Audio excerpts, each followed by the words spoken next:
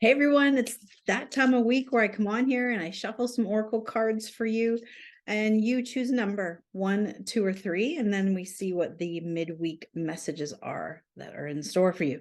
This week I am using the Trust Your Vibes deck by Sonia Choquette, and let's get straight to it. All right.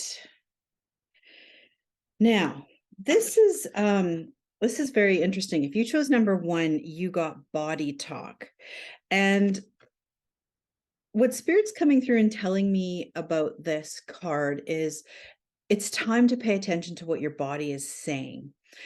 If you are feeling any sort of aches or pains or niggly little things, is it actually something going on with your body? Is it something you're energetically picking up from someone else?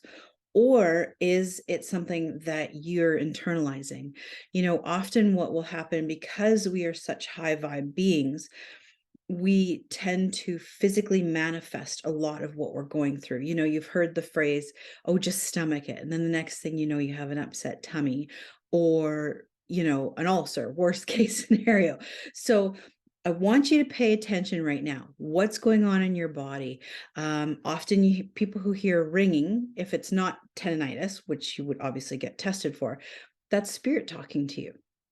So have you been hearing ear ringing? Have you been feeling aches and pains? And journal about it and pay attention. So when is this popping up? Is it something that isn't necessarily a physical ailment? Is it spirit trying to communicate with me? Is it me not paying attention to my energetic boundaries, right? So that my body is physically bringing it to my attention and making me pay attention to it. So I'm going to leave that with you if you chose number 1 as far as the body talk for this week. Okay.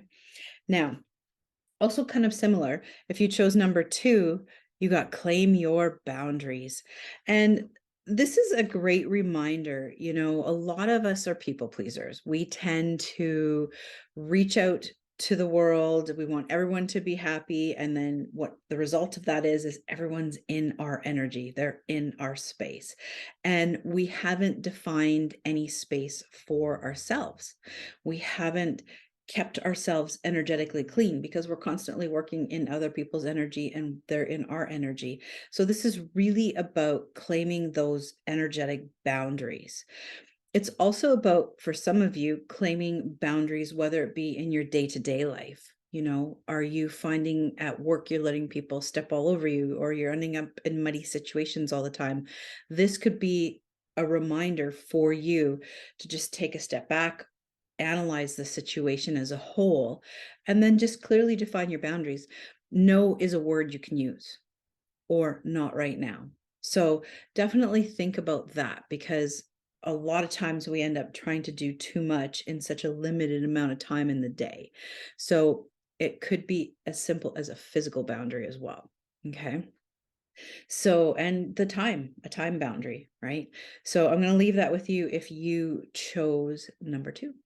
Now, if you chose number 3, last but not least, is what do you love?